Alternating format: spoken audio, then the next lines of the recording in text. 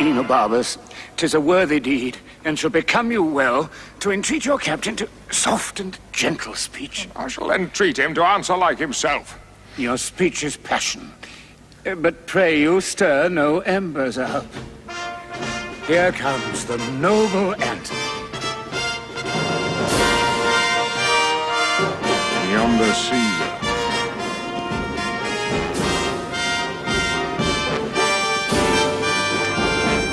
If we compose well here to Parthia, Quintidius. I do not know, Maecenas. Ask Agrippa. Noble friends.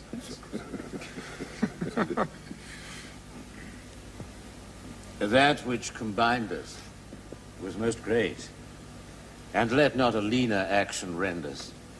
Noble partners the rather, for I earnestly beseech, touch you the sourest points with sweetest terms, nor cursedness grow to the matter. 'Tis spoken well. Were we before our armies, and to fight, I should do that. Welcome to Rome. Thank you. Sit. Sit, sir. Nay then.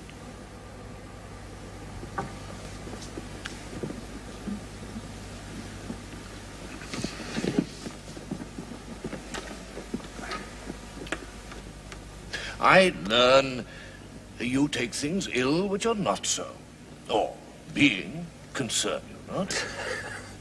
I must be laughed at if all for nothing or a little. I should say myself offended. And with you, chiefly of the world. My being in Egypt, Caesar, what was to you? No more than my residing here in Rome might be to you in Egypt.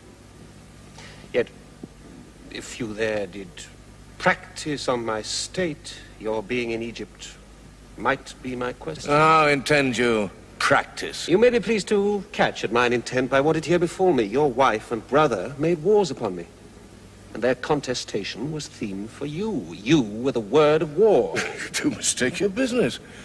My brother never did urge me in his act. Did he not rather make these wars alike against my stomach, having alike your cause? If you patch a quarrel, must not be with this. You praise yourself by laying defects of judgment to me, but you patched up your excuses. Not so, not so. As for my wife, the third of the world is yours, which with a snaffle you may pace easy, but not such a wife. Would we had all such wives that the men might go to wars with the women?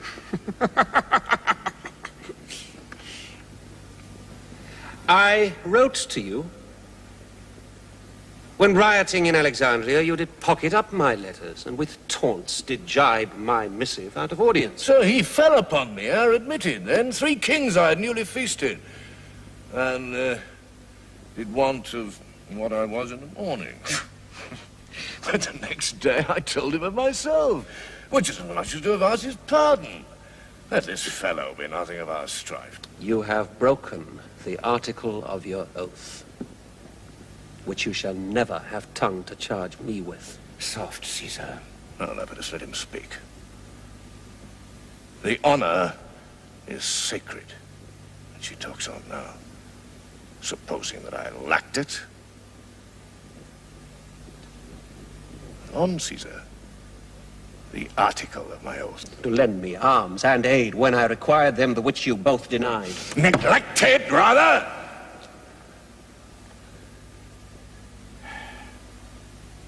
And then when poisoned hours had bound me up from the knowledge of mine own self, as nearly as I may, I'll play the penitent to you. Truth is, Fulvia, to have me out of Egypt, made wars here, for which myself, the ignorant motive, do so far ask pardon as befits mine honor to stoop in such a case. 'Tis noble spoken. If it might please you, to enforce no further the griefs between you. To forget them quite were to remember that the present need speaks to atone you. Worthily spoken, Maecenas. Or, if you borrow one another's love for the instant, you may, when you hear no more words of Pompey, return it again. You shall have time to wrangle him when you have nothing else to do. Thou art a soldier only. Speak no more. Ah. The truth should be silent. I'd almost forgotten. You wrong this presence, therefore speak no more. Go to, then. You consider it stone.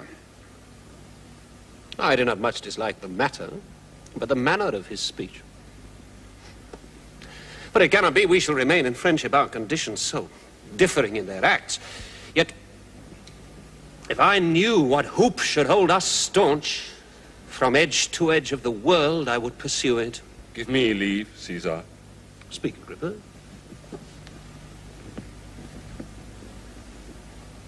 Thou hast a sister by thy mother's side, admired Octavia. Great Mark Antony is now a widower. Say not so, Agrippa. If Cleopatra heard you, your reproof were well-deserved of rashness. I am not married, Caesar. Let me hear, Agrippa. To hold you in perpetual amity. To make you brothers. And to knit your hearts with an unslipping knot, take Antony Octavia to his wife, whose beauty claims no worse a husband than the best of men, whose virtue and whose general graces speak that which none else can utter. By this marriage, all little jealousies which now seem great, and all great fears which now import their dangers, would then be nothing. Pardon what I have spoke. What is a studied, not a present thought, by beauty ruminated.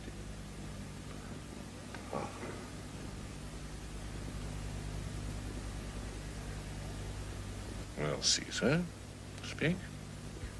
Not till he hears how Antony is moved with what is spoke already. What power is in Agrippa, if I should say Agrippa be it so, to make this good? The power of Caesar, and his power unto Octavia. May I never, to this good purpose which so fairly shows, dream of impediments. Let me have your hand. Further this act of grace, and from this hour, the heart of brothers govern in our loves and sway our great desires. There's my hand. A sister I bequeath you, whom no brother did ever love so dearly.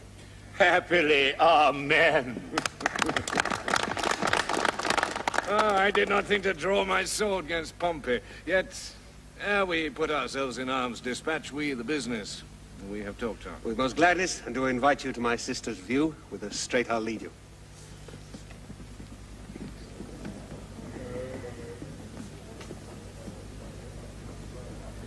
Let us, Lepidus, not lack your company. Noble Antony, not sickness should detain me.